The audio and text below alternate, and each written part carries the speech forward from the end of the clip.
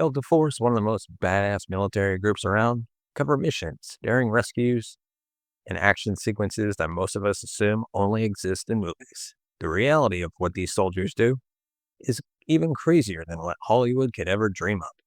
These are the people the U.S. government calls when the stakes are impossibly high and failure isn't an option. And the mission requires absolute precision. Delta operates in the shadows, and the full details of their missions often remain classified for decades. But now and then, we get a glimpse of what they're capable of, and much of it is astonishing. These soldiers willingly walk into the most dangerous situations on the planet, outnumbered, outgunned, and sometimes with no guarantee they'll make it out alive. So let's get into it. Right off the bat, we got Operation Acid Gambit. It was an outrageous prison break orchestrated by the Delta Force. It's 1989, Panama, and the U.S. is deep into a campaign to take down Manuel Noriega, the country's corrupt dictator.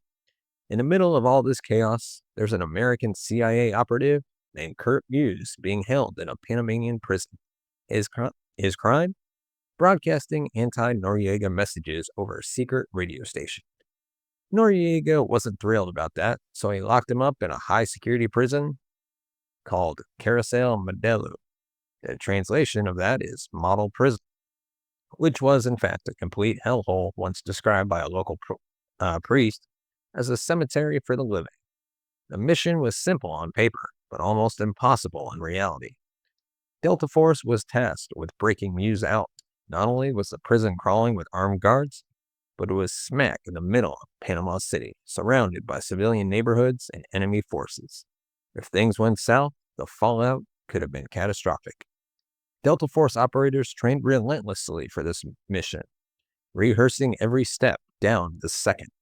The timing was critical because a single misstep could mean disaster, not just for Muse, but also for the entire team.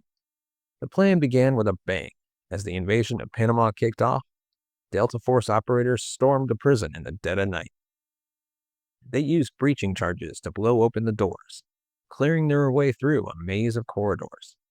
The team moved fast, neutralizing guards with precision and overwhelming force. Inside Muse's cell, they found him alive, though he had no idea they were coming.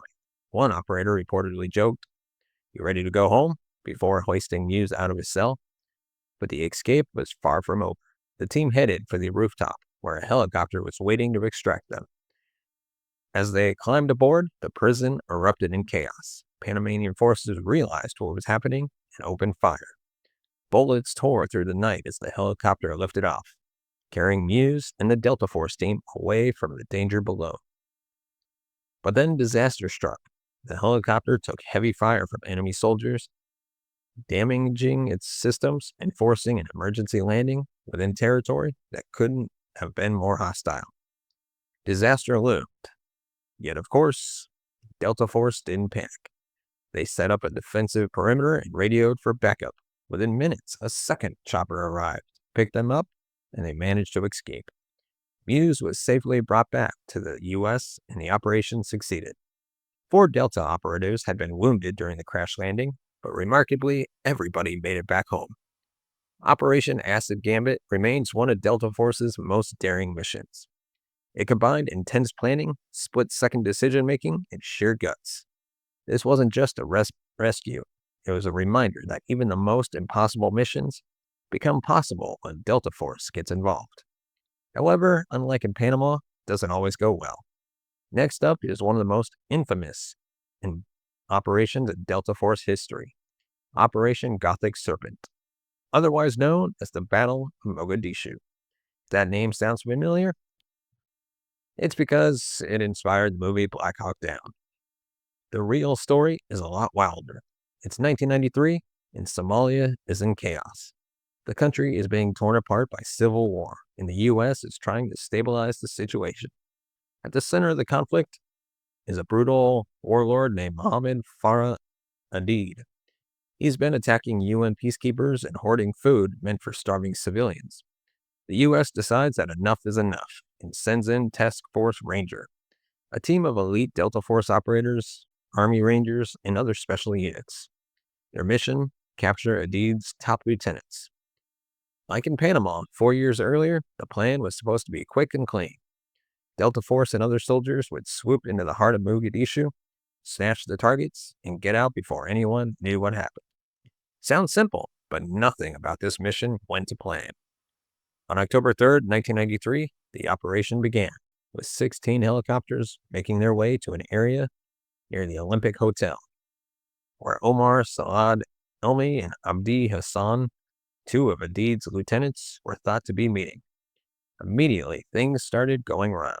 Private First Class Todd Blackburn lost his grip while roping down from a helicopter, sustaining serious injuries when he fell. An arriving Humvee soon evacuated him, but on the way back to safety, he came under heavy fire, during which Sergeant Dominic Pilla became the first American to die in Mogadishu. Inside the compound, things seemed to go smoothly. They captured the targets and prepared for extraction, but then disaster struck. Somali militants using a rocket-propelled grenade shot down a Black Hawk helicopter, and suddenly the mission shifted from a quick raid to a desperate rescue operation. Delta operators and rangers rushed to the crash site, but the streets of Mogadishu turned into a war zone. Thousands of heavily armed militia fighters poured in, trapping the team in a brutal urban battle. The Delta operators showed extraordinary bravery, fighting through wave after wave of attackers to secure the downed helicopter. And then it got worse. A second Black Hawk was shot down. Now there were two crash sites to defend, and the situation became dire. Delta operators refused to abandon their comrades, holding their ground under relentless fire. The battle raged for 18 hours. 18 hours of constant firefights, dwindling ammunition, and overwhelming odds. The operators displayed unimaginable courage, risking their lives to save wounded soldiers and secure the crash sites. By the time reinforcements arrived, a mixture of Malaysian mechanized infantry, Pakistani tank platoon, and U.S. infantry, the city streets were littered with the destroyed vehicles and the scars of an intense firefight. 18 American soldiers lost their lives, and more than 70 were wounded. A Malaysian driver was also among the dead. The Somalis suffered heavy casualties, perhaps 400, perhaps over 1,000, depending on the source. Despite the losses, the bravery of the Delta operators in Mogadishu is the stuff of legend. It's one thing to fight when the odds are in your favor. It's another to stand and fight when the odds are overwhelmingly against you. Operation Eagle Claw was a mission that didn't go as planned, but changed the course of U.S. special operations forever. It was 1980. 52 American diplomats and citizens were being held hostage in Tehran, Iran. After militants stormed the U.S. embassy, the standoff was an international crisis, and diplomatic solutions were not working. Delta Force, which had only been formed 3 years earlier in 1977, was called in for what would be their first major operation. The mission was as ambitious as it was risky. Infiltrate the heart of Tehran, storm the heavily guarded embassy, rescue the hostages, and get them out of the country. It required perfect timing coordination and a whole lot of moving parts. The plan involved helicopters, transport planes, and ground forces all working in sync across hundreds of miles of hostile territory. The first phase involved staging the team in the Iranian desert at a location called Desert 1. From there, helicopters would transport the assault team to a safe house near Tehran, where they'd launch the rescue. But from the start, things went horribly wrong. Mechanical issues plagued the helicopters. Out of the 8 sent in, 2 broke down before even reaching Desert 1, leaving just 6, the minimum number required for the mission. Then another helicopter became inoperable after reaching the staging area, leaving only 5. At that point, the mission was no longer feasible, and the decision was made to abort. As the team prepared to withdraw, disaster magnified. In the chaos of leaving, a helicopter collided with a transport plane, causing a massive explosion. The fireball killed 8 American service members and destroyed much of the equipment. The failure of Operation Eagle Claw wasn't just a blow to the mission. It was a wake-up call for the entire U.S. military. It revealed significant coordination, training, and equipment flaws among the various branches. But from the ashes of this operation, a new era of special operations was born. The mission's failure directly led to the creation of the U.S. Special Operations, or SOCOM, and the Joint Special Operations Command, JSOC. These organizations were designed to improve coordination and ensure that units like Delta Force, the Navy SEALs, and others could work together seamlessly. While Operation Eagle Claw did not achieve its goal, its impact was monumental. It shaped how the U.S. conducts special operations to this day, making them more efficient, coordinated, and prepared. Operation Red Dawn has become one of Delta Force's most iconic missions. It was 2003, and the U.S. had toppled Saddam Hussein's regime in Iraq, but the former dictator had vanished.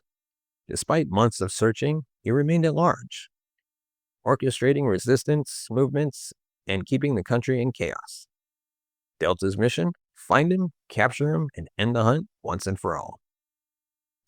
Delta Force was at the forefront of this high-stakes manhunt, working alongside Task Force 121, an elite joint team of special operators and intelligence experts. For months, they tracked down leads, interrogated prisoners, and pieced together a trail of breadcrumbs. It was like assembling a jigsaw puzzle with half the pieces missing. But finally, in December 2003, there was a breakthrough. Intelligence pointed to a small farming area near Tikrit, Saddam's hometown. The location was remote and surrounded by loyalists, but Delta's operators had narrowed it down to two potential sites, a farmhouse and an underground hideout.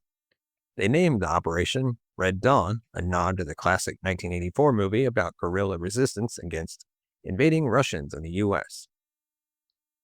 The two target locations were codenamed Wolverine 1 and Wolverine 2. Delta moved in swiftly, storming the farmhouse and searching every corner for Saddam, but it was empty. They then turned their attention to a suspicious patch of ground nearby, a small makeshift bunker covered by dirt and debris. It is what they called a spider hole, barely big enough for one person to crouch inside. As they covered the entrance, there he was, Saddam Hussein.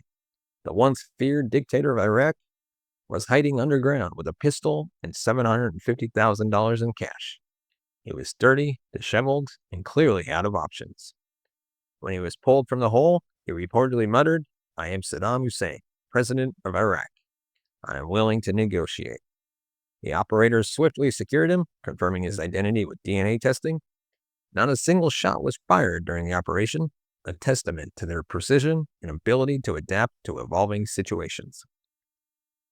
Saddam was handed over to coalition forces, marking the end of one of the most intense manhunts in military history. Unlike other operations that relied on brute force, Operation Red Dawn combined patience, intelligence work, and surgical precision. While it may not have involved a massive firefight or explosions, it was every bit as intense and dangerous as their most daring missions. Finding a single man in a country the size of Iraq was no small feat, but for Delta Force, impossible missions are just another day at the office. Finally, let's talk about Operation Caleb Mueller. This daring 2019 mission brought down Abu Bakr al-Baghdadi, the leader of ISIS and one of the most wanted terrorists in the world. This mission is a prime example of Delta Force's ability to operate with unmatched precision and adaptability. At the height of his power, al-Baghdadi ruled over a vast bit of territory in Iraq and Syria, controlling millions of people under the so-called Islamic State. His reign of terror included mass executions, brutal punishments, and widespread use of propaganda to recruit followers. By 2019, his so-called caliphate had crumbled, but he remained in hiding, orchestrating attacks and spreading his ideology. For months, intelligence agencies tracked his movements. Finally, they pinpointed his location to a compound in Idlib province, Syria. The mission was named after Caleb Mueller, an American aid worker who had been kidnapped, tortured, and killed by ISIS under al-Baghdadi's orders. This operation wasn't just about taking down a terrorist, it was about justice. Delta Force operators were tasked with a high-risk mission. Under the cover of night, helicopters flew the team across hostile territory, skimming the ground to avoid detection. The landing was perilous, with one helicopter sustaining minor damage during the approach. But Delta operators are trained for the unexpected. They adapted and continued the mission without missing a beat. When they reached the compound, the operators faced immediate resistance. Armed guards opened fire, but Delta responded with overwhelming force, clearing the area quickly. Once inside, they found themselves in a heavily fortified structure. They breached walls and doors, methodically working their way towards al-Baghdadi. Realizing he was cornered, he fled into a tunnel system with two of his children. Delta members pursued him, but stopped short when he detonated a suicide vest, killing himself and his children. The blast collapsed part of the tunnel, but the operators confirmed his death using DNA testing. Despite the explosion, the team conducted a thorough sweep of the compound, gathering critical intelligence, including documents and electronics. The mission was executed without a single American casualty and lasted just 2 hours. However, its impact was felt worldwide. The killing of al-Baghdadi sent shockwaves through ISIS and its supporters. It demonstrated that no matter how elusive or dangerous a target might be, they could not escape justice. For Delta Force, this mission was another in a long line of successes, proving once again that they are the ultimate problem solvers for the most dangerous situations. Thanks so much for watching. Let me know your thoughts on this case, or this topic, I should say, in the comment section below. And of course, if you want to support the channel, you can buy us a copy at buymeacoffee.com/LarryMLease. As always, thank you so much for watching and listening. We will see you next time on the Strange and Unusual podcast.